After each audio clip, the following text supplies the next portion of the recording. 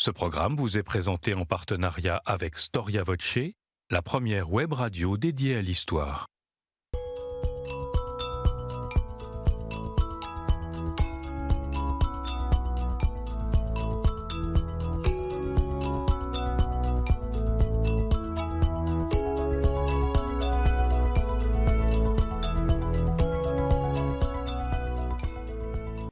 Chers téléspectateurs, chers auditeurs, bonjour. Merci pour votre fidélité à votre émission Au risque de l'histoire. Alors, de la formation des prêtres, nous avons une image, il faut le dire, assez fixe. Nous savons qu'ils doivent se rendre dans des séminaires, qu'ils doivent y étudier la philosophie, la théologie, mais aussi la liturgie ou encore l'histoire de l'Église.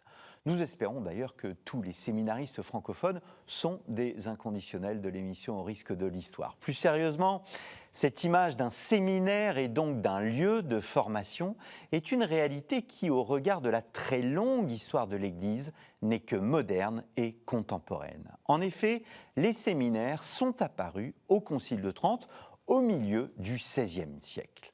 La question est donc, s'il n'y avait pas de séminaire avant ce fameux concile, eh bien, comment les prêtres étaient formés? C'est ce que nous allons voir avec mes deux invités, deux historiens, Julien Léonard et Stefano Simiz. Stefano Simiz, bonjour. Bonjour. Merci d'avoir répondu à notre invitation. Vous êtes professeur à l'Université de Lorraine et vous venez de diriger cet ouvrage, La fabrique du clerc, un ouvrage paru aux éditions Septentrion. Il s'agit d'un colloque qui a été réalisé en 2021, si mes souvenirs sont bons, et que vous avez redirigé donc avec Marion Deschamps et Julien Léonard. Julien Léonard, bonjour. Bonjour. Merci de revenir sur notre plateau. Julien, vous êtes venu pour évoquer la révocation de l'édit de Nantes. Vous êtes un spécialiste du protestantisme et donc vous avez aussi co-dirigé ce livre, La fabrique du clerc, formation, vocation, profession dans les christianismes, 13e, 18e siècle. Alors, même si votre ouvrage commence au XIIIe siècle, je souhaiterais revenir 2 siècles quand même en arrière, à l'époque de la réforme grégorienne. Précisément, quel rôle joue cette réforme dans la formation des clercs? Alors je le dis quand même pour nos auditeurs, je ne vous prends pas par surprise, parce que vous commencez précisément, même si la limite chronologique est le XIIIe siècle, vous évoquez naturellement la réforme grégorienne. Pourquoi évoquer cette réforme grégorienne ? Je pense que pour tous les lecteurs et les auditeurs, la réforme grégorienne, c'est un point de passage un peu obligatoire. On sait qu'il se passe quelque chose d'important. On réforme l'Église et souvent, réformer l'Église revient d'abord à réformer les prêtres, améliorer un petit peu leur formation. Alors la réforme grégorienne ne repose pas que sur la formation des clercs, on le sait bien. Il s'agit de se distinguer aussi, de se détacher un petit peu de l'emprise laïque, de l'emprise un peu politique. Le rôle de la papauté est important, mais assez rapidement quand même, la question de la formation vient, avoir un clergé à la hauteur de toutes les missions. Alors, c'est pas qu'une question de formation. De façon plus large, effectivement, la réforme grégorienne, c'est un peu le fondement de l'identité du clerc. Effectivement, séparé du laïc par le vêtement, par la formation, mais aussi par des pratiques, par des modes de vie. C'est pendant la réforme grégorienne qu'on impose définitivement le célibat des prêtres, par exemple. Et le célibat des prêtres, c'est quelque chose qui n'appartient pas évidemment à la formation proprement dite, mais qui articule aussi la façon de former les prêtres. Quand on vit au XIIIe siècle, quand on est Innocent III ou Innocent IV, pape au XIIIe siècle, la référence, c'est la réforme grégorienne, j'y arrive. Absolument. Et puis, alors, ce qu'il faut aussi préciser, c'est que quand on parle de réforme grégorienne ou d'autres types de réformes, il faut quand même avoir à l'esprit que ce sont des choses évolutives sur le temps long, sur le temps très long. On parle de la réforme, mais c'est quelque chose qui prend des décennies, des siècles.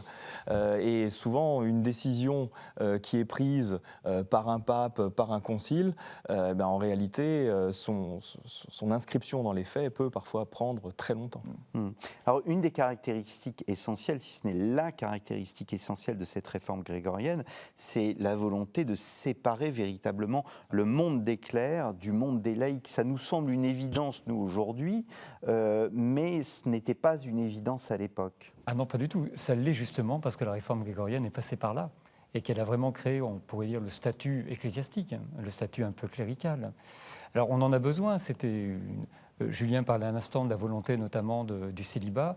Tous ces éléments qu'on a souhaités pendant des siècles, mais qui ne se formalisent vraiment qu'au XIIe siècle, permettent de faire ressortir, quelqu'un dont la mission particulière est de s'occuper de guider les autres. Et on a besoin que cette personne soit formée. Selon une parole d'évangile qui est bien connue, on ne va pas demander à un aveugle de guider d'autres aveugles, sinon tout le monde va se précipiter dans le trou. Donc on a besoin de dégager le clerc du laïc et de l'amener à être plus formé pour mieux conduire un petit peu et assumer donc toutes ces missions-là.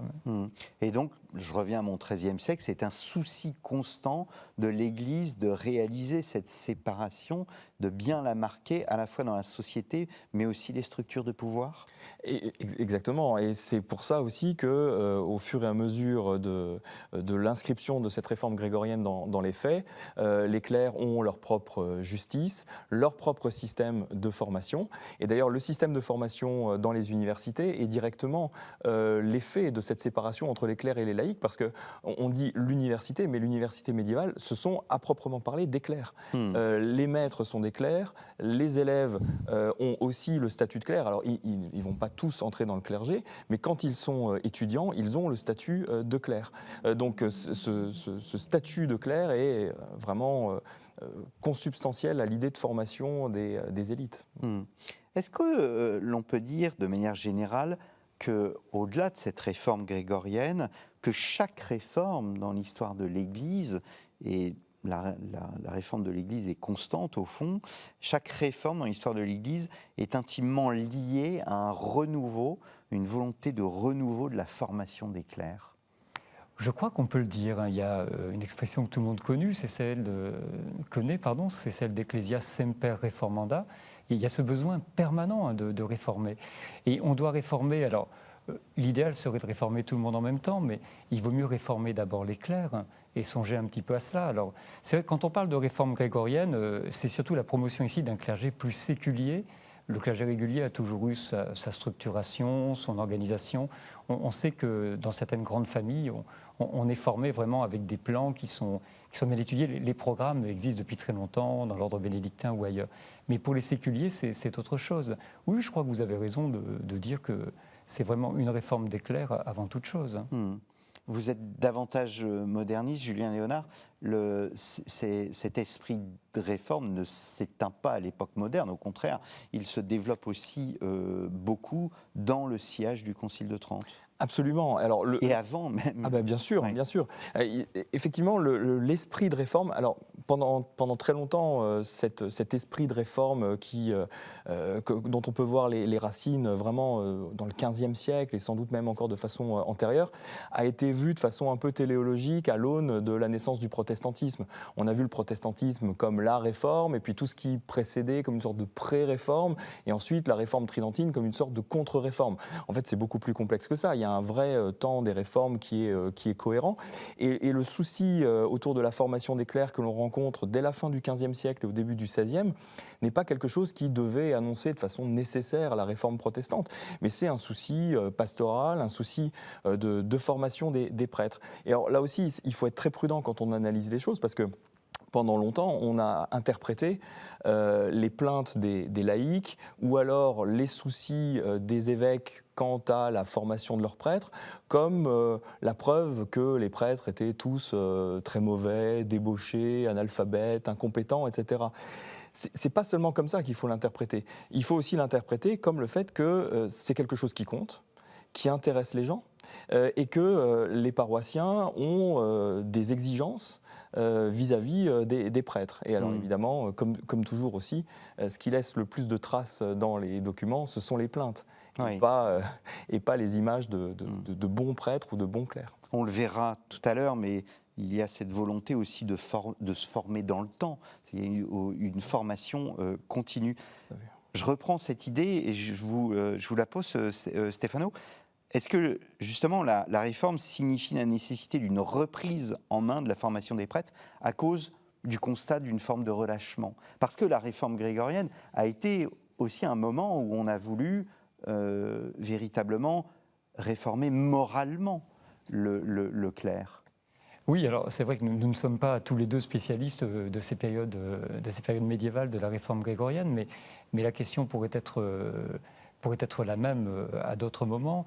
Et alors j'ai un peu oublié le tout début de votre question. Alors ma question c'était, est-ce que justement une réforme de la formation des prêtres est consécutive au constat d'un relâchement dans l'éducation et la formation des prêtres? Alors oui et non, c'est-à-dire qu'on sait très bien que beaucoup de discours qui sont parvenus jusqu'à nous sont aussi des constructions qui noircissent et obscurcissent un petit peu le tableau de manière à pouvoir justement mettre en place plus facilement ces volontés de réforme.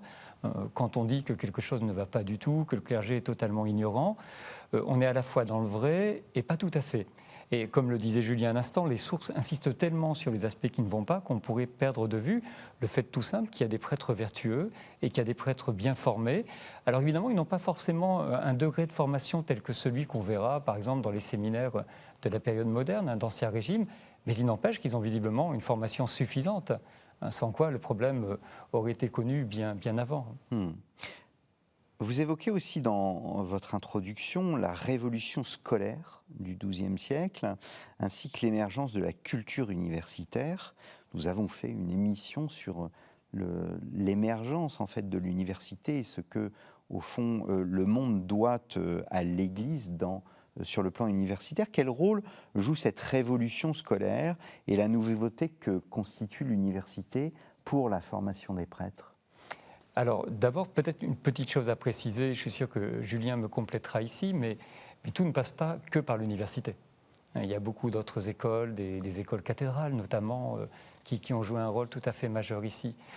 Ensuite, l'université, c'est la possibilité d'obtenir des diplômes, des grades, comme l'on dit. Et forcément, on sait qu'en passant par cette diplomation, par cette graduation, on va avoir des clercs qui auront une formation plus grande en philosophie, vous le disiez dans votre introduction, en théologie, et puis tout le reste va suivre un petit peu, c'est-à-dire la mise en place de personnes capables ensuite d'avoir une pastorale avec de la liturgie, le sens des sacrements, tout ça viendra. Donc je pense que l'un des apports importants de cette révolution universitaire, c'est cette possibilité-là. Et d'ailleurs, tout autour des universités vont se mettre en place une série de collèges. On voit des maisons religieuses, des ordres s'implanter autour de ces universités, parce qu'on sait très bien qu'on y dispensera des formations complémentaires en théologie qui ne sont pas données ailleurs. Donc évidemment, ça va élever l'ensemble du clergé. Alors, ça élève surtout l'élite du clergé, parce que c'est quand même une fraction minoritaire de prêtres qui sont formés à l'université. La majorité des prêtres sont formés, alors effectivement, ce que disait Stéphano, dans des écoles cathédrales, dans des écoles de couvents ou de monastères réguliers. Donc c'est toujours encadré par l'Église, mais avec un niveau de formation qui n'est pas celui des universités. En revanche, c'est très important pour la carrière donc, de ces prêtres qui ensuite vont progresser dans les hiérarchies du clergé. Ceux qui vont rester prêtres, par exemple, c'est ceux qui vont occuper des cures dans les paroisses urbaines, ou alors ceux qui vont ensuite réussir à trouver des places dans les chapitres cathédraux, voire certains à devenir évêques. On en arrive parfois à ce paradoxe de voir qu'au XIVe, au XVe siècle, des cures qui sont relativement modestes sont occupées par des prêtres diplômés. On peut se dire, tiens, pour quelle raison? Tout simplement parce que le nombre de diplômés augmente aussi beaucoup. Et voilà, il y a une élévation un petit peu, c'est vrai, de l'élite un petit peu de ce clergé, mais une élévation un peu générale du clergé aussi, surtout urbain. Alors on parcourt un peu cette chronologie, puisque la période est très longue, 13e, 18e siècle. On ira après plus précisément sur la formation des prêtres, le type d'enseignement, etc. Peut-être s'arrêter sur le 15e siècle et 16e siècle, après avoir vu la période médiévale. Le nouvel humanisme modifie la formation des prêtres. Est-ce que c'est un temps de renouveau aussi, tout comme il y a une renaissance au fond? L'Église n'y est pas étrangère, évidemment. pas du tout, effectivement. Alors là, vraiment, l'humanisme, le 15e et le 16e siècle, c'est un moment pivot pour la formation. Alors, des prêtres en particulier, mais pour la formation en général. L'enseignement humaniste, c'est quelque chose qui est commun à tout ce temps des réformes.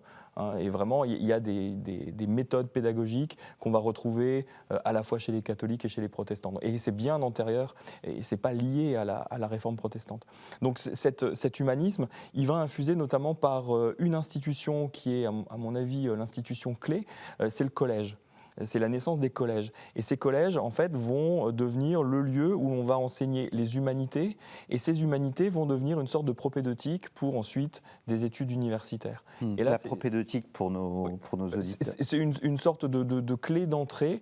On fait des études dans les humanités qui sont des études un petit peu générales. C'est ce qu'on appelle les arts.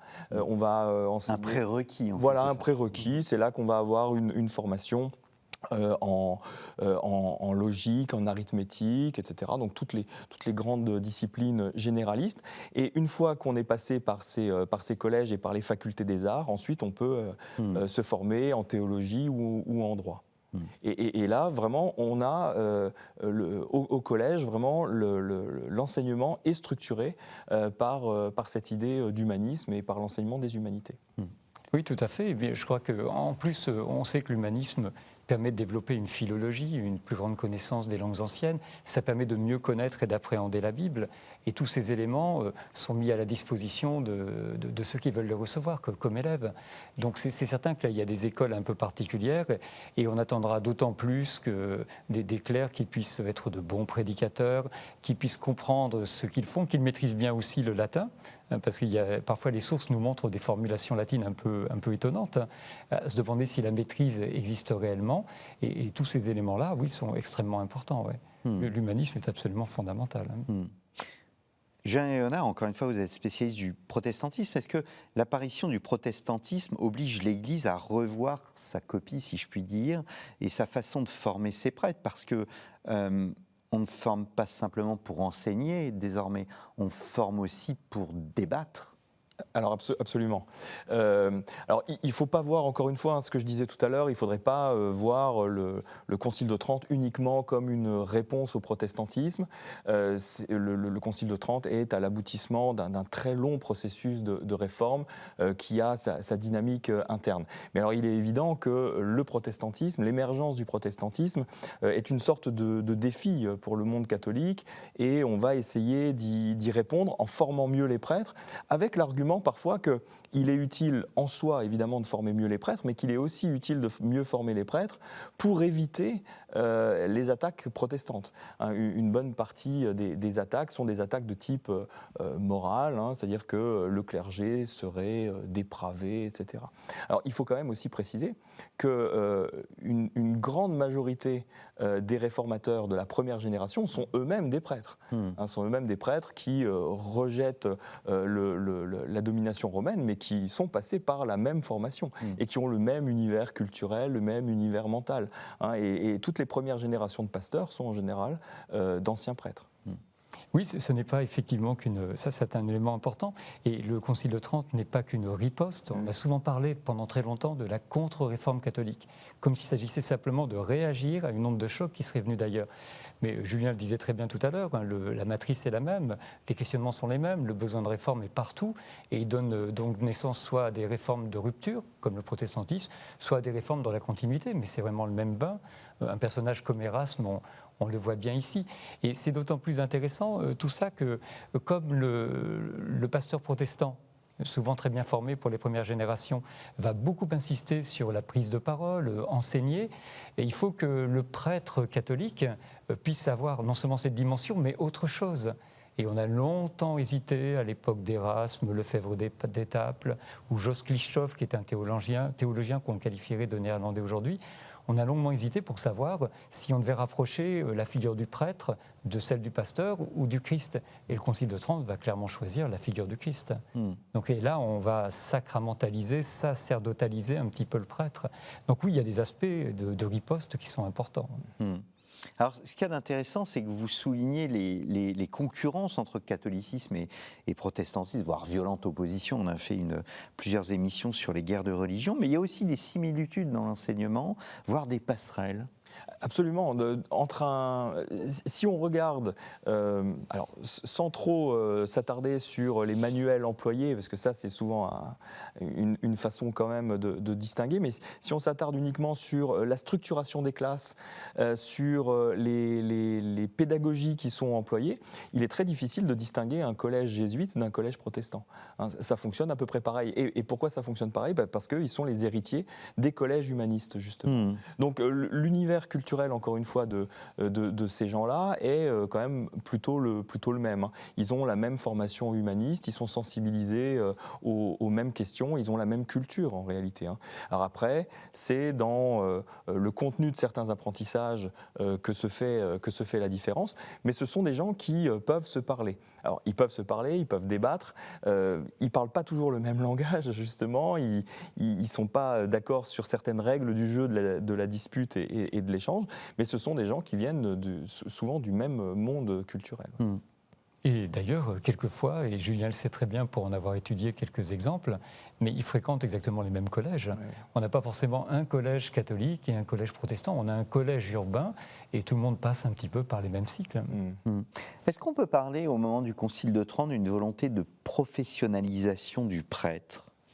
Ah oui, là je pense c'est l'un des mots-clés effectivement du livre ici, qui fait dialoguer un peu vocation et professionnalisation. Là, on fixe peut-être mieux et plus clairement qu'avant un petit peu les contours de ce que doit être le prêtre. Alors ça a commencé bien avant. Loin de nous l'idée de montrer que la période moderne et le Concile de Trente, qu'on ne peut pas canoniser en tant que tel, aurait tout créé, qu'avant rien de bon ne se faisait, qu'après on va gérer un peu cet héritage-là. Mais il n'empêche qu'il y a vraiment une professionnalisation importante. Et elle peut prendre d'autres formes d'ailleurs que les collèges. Il y a également l'essor de l'imprimerie, qui donne beaucoup de livres. Et tous ces éléments, c'est très intéressant parce qu'on va parler peut-être encore un peu plus après de formation, au sens concret, c'est-à-dire les établissements de formation. Mais souvent, les premiers réformateurs du clergé s'adressent à des prêtres déjà en place, qui s'occupent du soin des âmes, de la cure des âmes. Donc là, il y a vraiment la volonté de les sensibiliser à toutes les dimensions du métier. Et il va donc falloir créer les conditions pour qu'ils puissent acquérir cet apprentissage et professionnaliser leur pratique. Donc le terme me semble important, mais Julien peut confirmer.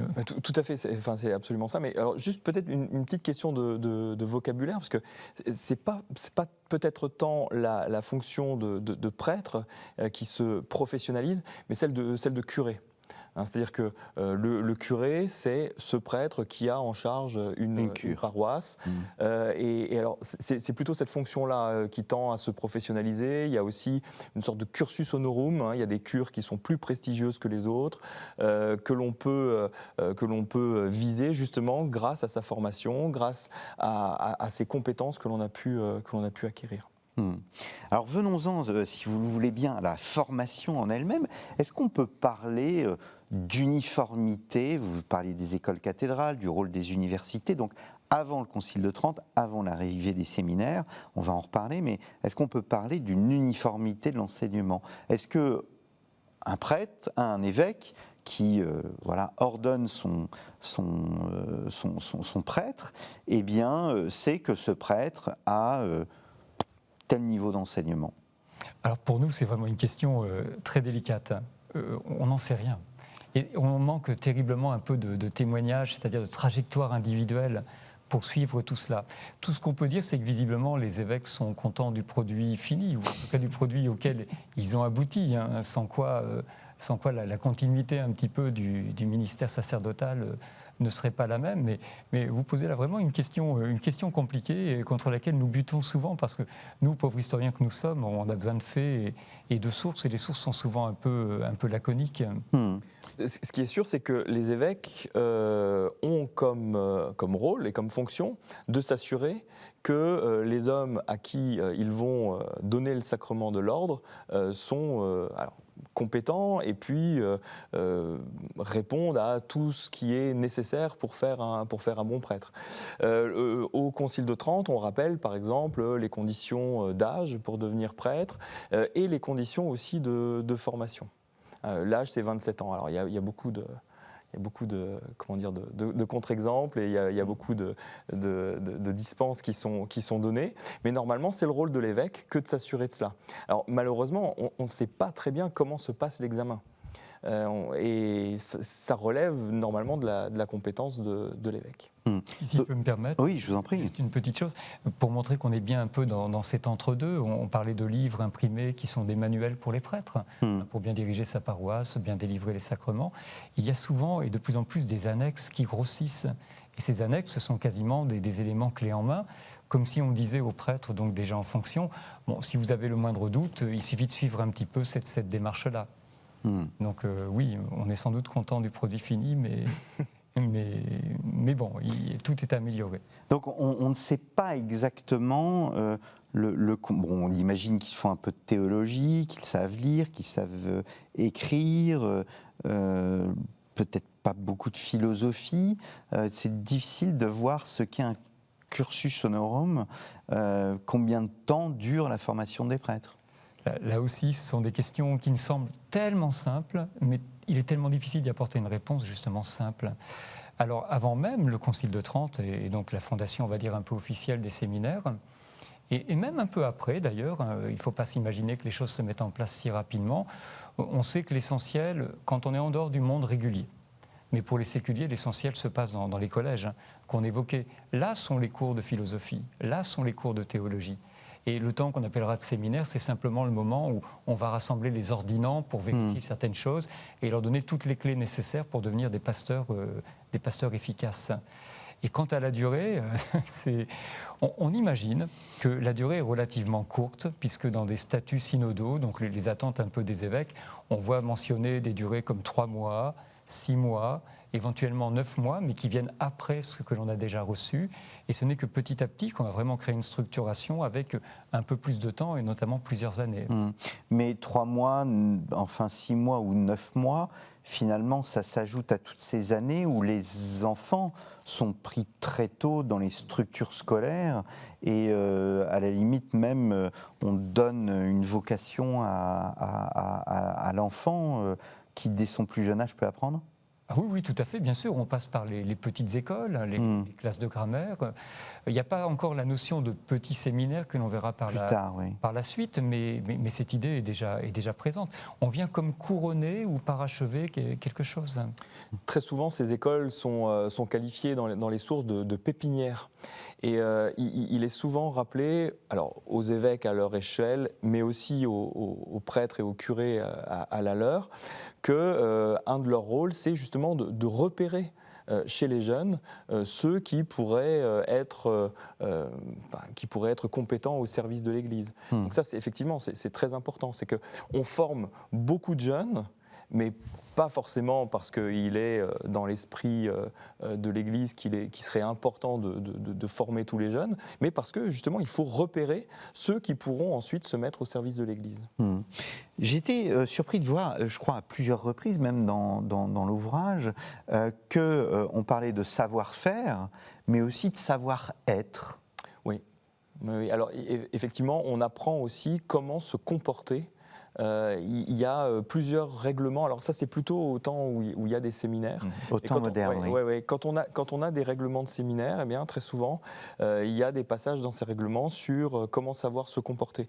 Mais alors tout ça s'inscrit dans une dynamique très forte de contrôle des corps, de contrôle des âmes aussi. L'Église va fixer la façon de se comporter quand on est prêtre et il faut s'y conformer.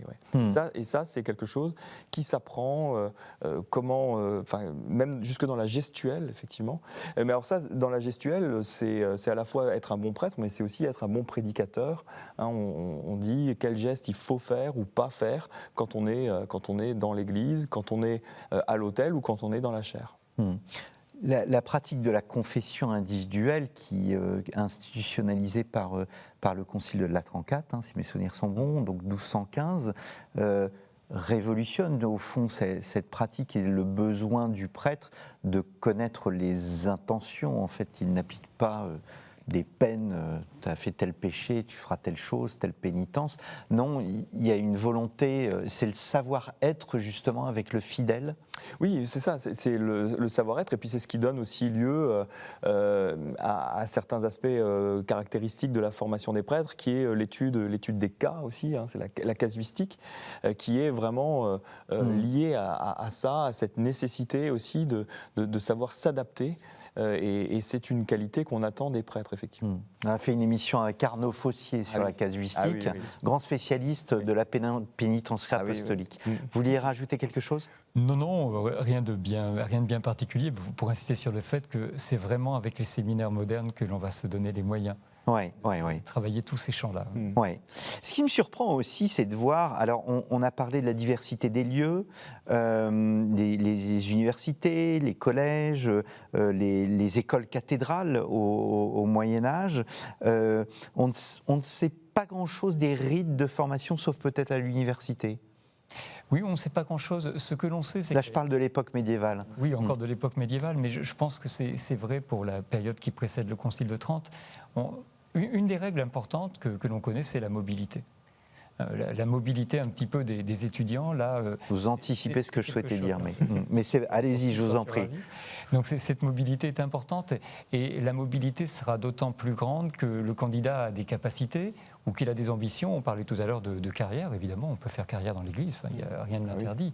On peut briguer un poste de chanoine, d'abbé, bien sûr ce sont des appels, mais en même temps ce sont des carrières qui se construisent. Et on ira d'autant plus loin, et le temps sera d'autant plus long, et les rites d'autant plus facilement repérables qu'on va s'élever, ou qu'on en a l'ambition de s'élever au sein de la hiérarchie ecclésiastique. C'est-à-dire qu'il y a à la fois une mobilité physique, mobilité des enseignants, mobilité des étudiants, mais aussi une mobilité sociale. Ah oui, absolument. Et là, on peut le voir justement dans les systèmes de formation. C'est-à-dire que pour certaines catégories de la population, réussir à rentrer dans ce système de formation, dans les collèges et à l'université, c'est une façon de pouvoir s'élever dans la société en faisant carrière au sein de l'Église.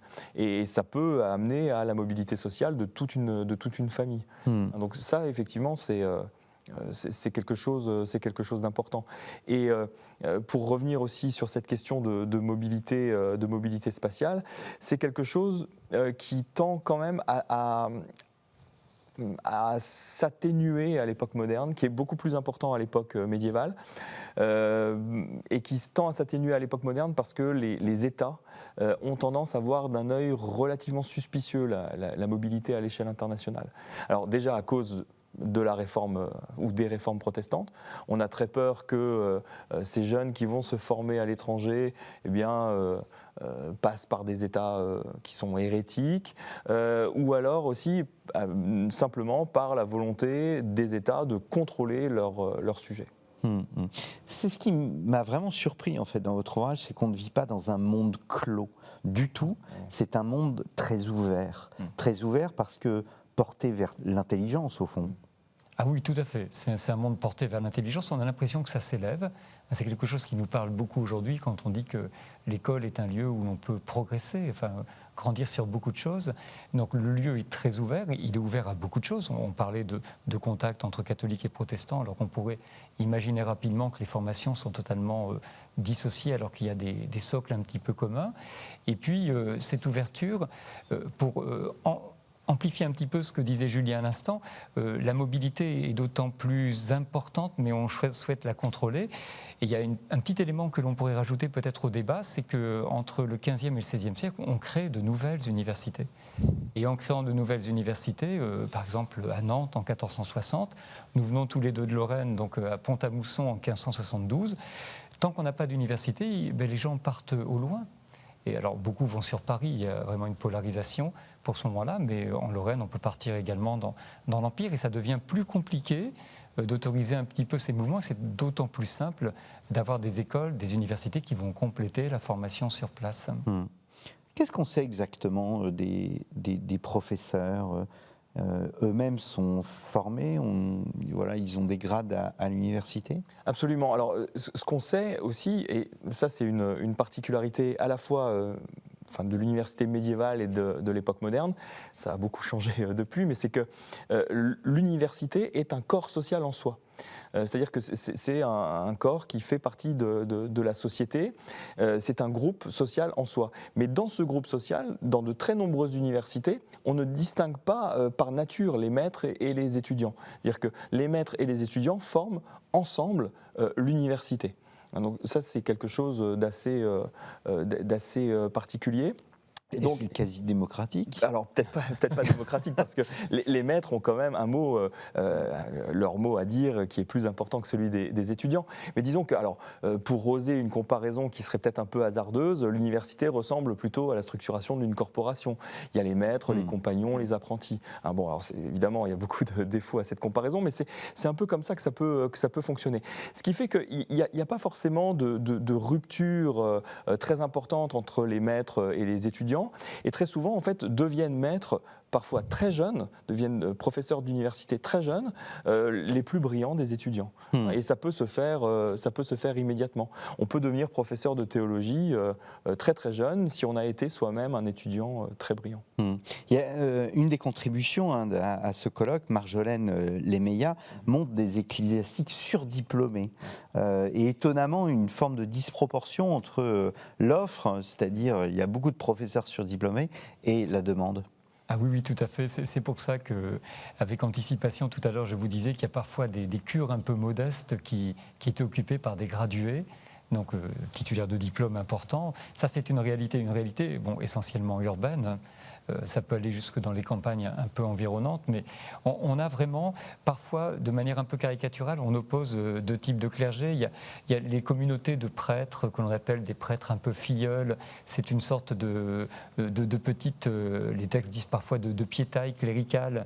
C'est des gens qui n'ont pas de responsabilité de cure, mais qui vont simplement faire des fondations, des obites, des anniversaires. Et puis à côté, on a vraiment un clergé qui est de mieux en mieux formé. Mais on fait des efforts considérables pour les former, parce que même des endroits où il semblait que la formation était garantie et de qualité, avec cette révolution un peu universitaire, on va l'améliorer dès le XIIe et XIIIe siècle. Et je pensais à un type de chanoine très particulier, c'est le théologal. Et ce chanoine théologal, il est désigné dans tous les chapitres, cathédraux comme collégiaux, pour être celui qui aura la responsabilité de la formation des novices. Et puisqu'il enseigne bien, on lui demandera souvent de prendre la première chaire de la ville, la chaire de la cathédrale, ou pendant le temps d'Avent ou de Carême, et d'instruire l'ensemble des fidèles. Et comme ces gens sont gradués, comme on va parfois les chercher très loin, enfin on peut les recruter en dehors de son diocèse, mais ils vont élever un petit peu tout le monde dans ces formations continues. Vous vouliez rajouter quelque chose? Non, alors sur ces théologos, ce sont vraiment des charges qui vont devenir tout à fait centrales après le Concile de Trente. Après le Concile de Trente, il y a vraiment une surveillance de la part des autorités ecclésiastiques que chaque chapitre sont théologales et puis qu'on enseigne. Les études, alors j'ai bien entendu qu'à l'époque médiévale, c'était très difficile de connaître, en dehors encore une fois des universités, à la fois le cursus, mais aussi la sanction et les examens. Qu'en est-il de l'époque moderne? Est-ce qu'il y a une forme de sélection qui s'opère et le passage obligé de l'examen? Alors, du point de vue de devenir prêtre, le mot examen peut relever deux réalités différentes. C'est-à-dire qu'il y a l'examen scolaire, en quelque sorte, et puis il y a l'examen de ce dont on parlait tout à l'heure. On est examiné, alors essentiellement par l'évêque, mais potentiellement aussi par son entourage. Être examiné, à l'époque moderne, ça veut dire à la fois examiner son savoir, ses compétences, mais aussi la moralité. C'est vraiment très important. Et très souvent dans les sources, on dit qu'il y a bien un examen du savoir et un examen de la moralité. Et il faut les deux pour pouvoir devenir prêtre. Alors on sait quand même, on sait pas mal de choses sur comment on examine à l'université, comment on obtient les grades suite à l'examen. L'examen par excellence, c'est la dispute. la disputatio. Donc l'examen consiste à défendre des thèses. Et on défend les thèses soit contre un maître, soit contre un autre candidat. Et puis à la fin, eh bien, le maître estime qu'on a bien soutenu ces thèses ou non. Et c'est ça qui est le cœur de l'examen. Et c'est ça aussi, c'est cet exercice qui est répété à plusieurs reprises au cours du cursus. Le savoir-être que j'évoquais tout à l'heure, c'est aussi donc la morale ? C'est aussi la morale. Et alors là, c'est beaucoup plus difficile parce que, comme je le disais, ça passe par un examen, mais alors qui peut être un examen de conscience par l'évêque. Alors en revanche, à l'époque moderne, on a quand même une documentation assez importante. On sait aussi que ça passe par l'examen de toute une série de témoignages. Ouais. C'est-à-dire qu'avant de devenir prêtre, il est de plus en plus systématiquement exigé de fournir des attestations de la paroisse dont on est originaire. Alors généralement, c'est le curé qui a repéré celui qui pourrait devenir prêtre. Alors ce curé-là va écrire un mot pour dire voilà, j'atteste qu'il a une bonne moralité, etc.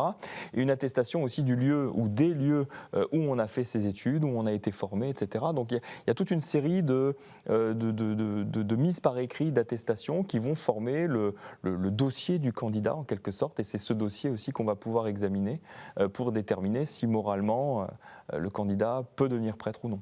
Et d'ailleurs, ça n'a pas trop changé, parce qu'il me semble que cet examen de moralité ou l'appel à des témoins sur les ordinations actuelles s'opère encore.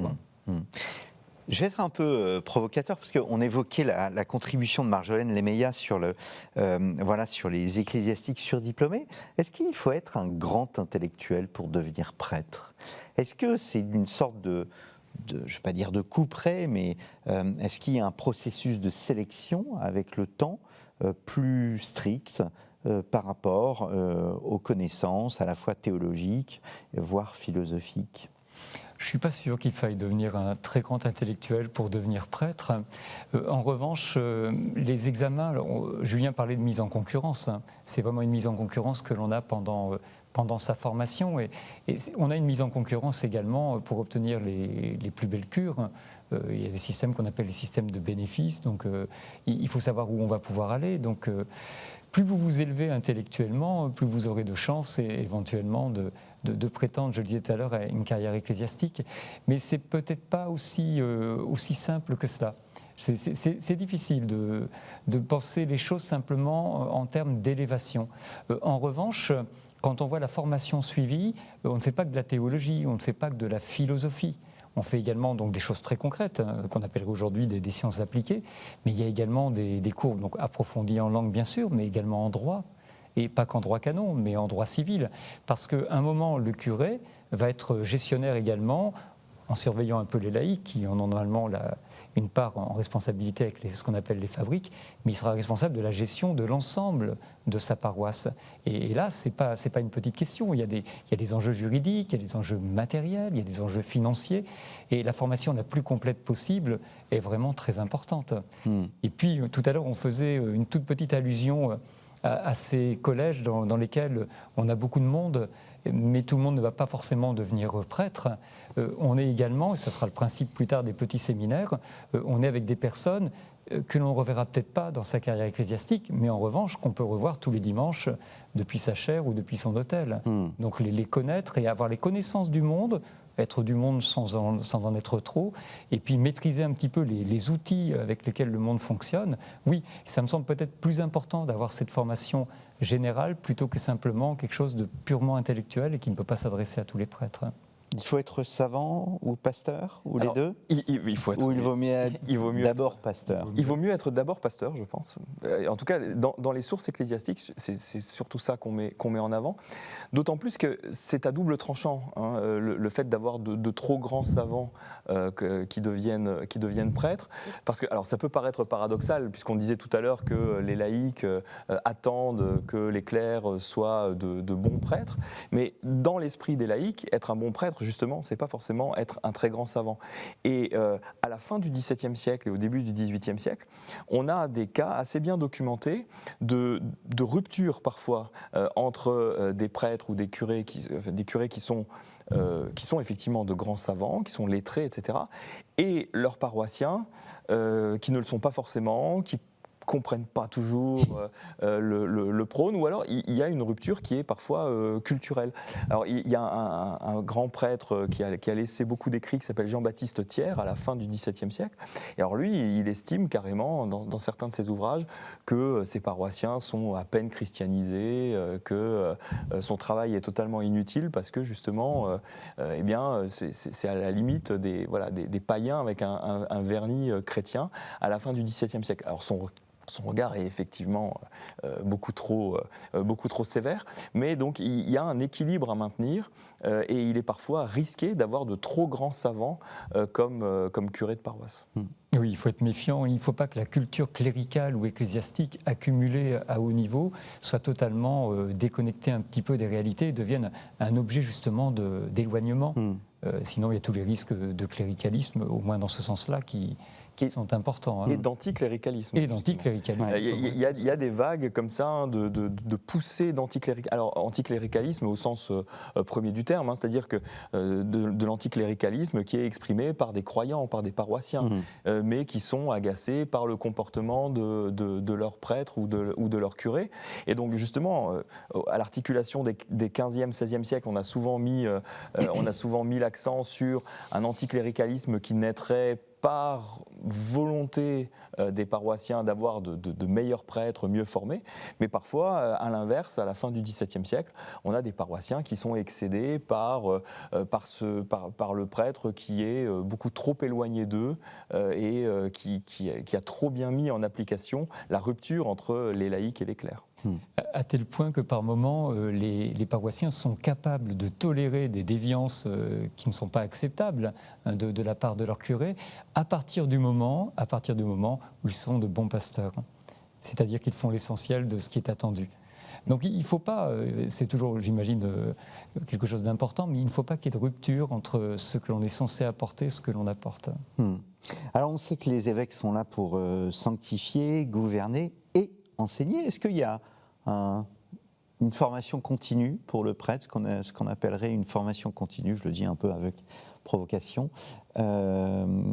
C'est une chose qui semble importante. Oui, c'est important et les évêques, généralement, en tout cas à l'époque moderne, s'en préoccupent. Alors, il y a beaucoup de façons de s'intéresser à cette formation continue. Alors, c'est un terme qu'on ne récuse pas du tout, qu'on a utilisé à plusieurs reprises dans l'ouvrage. C'est vraiment ça. Les évêques vont mettre en place beaucoup de choses qui sont parfois institutionnalisées et parfois qui le sont moins. Alors, ce qui est institutionnalisé, par exemple, c'est que les évêques les plus soucieux de cette formation vont vraiment mettre l'accent sur la tenue régulière des synodes diocésains. Donc ils doivent tenir ces synodes. Ça leur permet de passer tout un temps avec les prêtres de leur diocèse. Un temps qui peut consister aussi à enseigner, à continuer à former. Donc ça, il y a ces synodes diocésains. Ça se passe généralement donc, au siège cathédral. Mais alors, il y a aussi l'inverse, c'est-à-dire l'évêque qui va visiter les paroisses. Les visites pastorales sont des moments qui sont institutionnalisés, qui sont vraiment très importants et au cours desquels il y a un temps d'échange avec le curé. Alors, à côté de ça, il y a aussi des façons un peu plus informelles, ce qu'on appelle par exemple les conférences ecclésiastiques. Alors les conférences ecclésiastiques, ce sont des choses qui sont mises en place par les évêques ou alors parfois par les archiprêtres à l'échelle du doyenné. Et là, ce sont des rencontres un peu plus informelles, parfois une fois par mois. Dans certains cas, c'est très exigeant, c'est une fois par semaine. Et alors bon, il y a tout un tas de plaintes parce que les gens n'y vont pas, etc. Mais ces conférences ecclésiastiques doivent servir à entretenir les prêtres tout au long de leur carrière et à entretenir leur connaissance. Oui, on le voit très bien, il y a une sorte de maillage qui se resserre de plus en plus. Et on a ce qui se fait à l'échelle diocésaine se refait à l'échelle du doyenné. Les conférences ecclésiastiques sont là, le système des visites, normalement les visites sont faites assez régulièrement, le Concile de Trente y appelle et après on le fait plus ou moins bien. Mais ce qui est très intéressant, parce que vous preniez le nom de l'évêque qui doit guider tout, et puis il y a une sorte d'épiscopalisme aussi important avec le Concile de Trente. Donc l'évêque dans son diocèse, dit-on, est parfois un peu comme le pape à l'échelle de toute l'Église. Et l'évêque veille à ce que l'on instruise bien, que les prêtres s'instruisent mutuellement, mais lui-même instruit de moins en moins, à tel point qu'il est un instructeur intermittent. Il y a un célèbre proverbe au XVIe siècle qui disait qu'il est plus rare d'entendre un évêque prêcher que de voir un âne voler. Donc... Alors justement, peut-être une dernière question, parce qu'il nous reste 2 minutes 30. Aujourd'hui, on parle beaucoup des moyens de l'éducation nationale. Est-ce que l'institution, à l'époque, alors je sais que la période est longue, mais est-ce qu'elle a les moyens de ses ambitions en matière de formation? Est-ce que vous avez dans les sources, dans les textes, des évêques qui disent « mais moi j'ai besoin de plus de moyens pour pouvoir davantage former les prêtres, etc. » Alors, ça, c'est vraiment à l'époque de la création des séminaires. Donc, cette création des séminaires, on l'a dit tout à l'heure, hein, elle suit surtout le Concile de Trente, mais elle se prolonge jusqu'à la fin du XVIIe siècle. Hein. Et donc, sur ce temps long, on a de très nombreuses sources où les évêques se plaignent de ne pas forcément avoir les moyens pour créer ces séminaires. Alors, ces sources-là, il faut les prendre avec beaucoup de circonspection. D'une part, parce qu'on sait que souvent, par ailleurs, ils ont les moyens, mais ils ne les injectent pas forcément dans ces séminaires-là. Comme l'éducation nationale. Comme l'éducation nationale. Et d'autre part, eh bien, souvent, ces plaintes des évêques sont produites dans des sources qui servent surtout à chercher des fonds. Voilà. Un dernier mot ? Oui, un dernier mot, juste pour compléter par rapport à cela, c'est vrai, fin 17e, 18e siècle, vraiment on se donne les moyens. On se donne les moyens de créer des maisons qu'on appelle des séminaires, qui ne sont plus simplement des lieux pour les ordinants, ceux qui vont être ordonnés, mais dans lesquels on fait rentrer pendant 2 ou 3 ans avec un vrai programme, avec des vraies maisons. Ils ne sortent plus, il y a même des résidences un petit peu estivales pour ces séminaires. Donc les évêques n'ont jamais bénéficié d'autant de moyens, mais ils se les sont donnés aussi. Alors maintenant, il reste à étudier tout cet aspect un peu plus économique et matériel, mais ce sont des champs qui sont en plein développement et l'histoire continue. Eh bien, merci à tous les deux d'être venus sur le plateau. La fabrique du clerc, formation, vocation, profession dans les christianismes. Donc, ça traite à la fois du catholicisme, mais aussi du protestantisme. Il y a dans les recherches historiographiques de plus en plus de ponts. On ne travaille pas chacun de son côté, on crée des ponts. 13e, 18e siècle, un ouvrage paru aux éditions Septentrion, que vous avez donc co-dirigé avec tous les deux, avec Marion Deschamps. Il me reste à vous remercier, chers téléspectateurs, chers auditeurs. Nous avons évoqué beaucoup de sujets, la réforme grégorienne. On aurait pu évoquer aussi l'émission enregistrée avec Michel Zinc sur la volonté de l'Église de s'adresser à tous et donc de s'adapter en fait à chacun. Une très belle émission avec Michel Zinc. Et puis notre émission que nous avons enregistrée ensemble, Julien Léonard, sur la révocation de l'édit de Nantes. Merci beaucoup pour votre fidélité. Rendez-vous donc sur KTO TV dans nos archives, mais aussi chez notre partenaire storiavoce.com. Merci beaucoup et à dans 2 semaines pour une nouvelle émission de Risque de l'Histoire.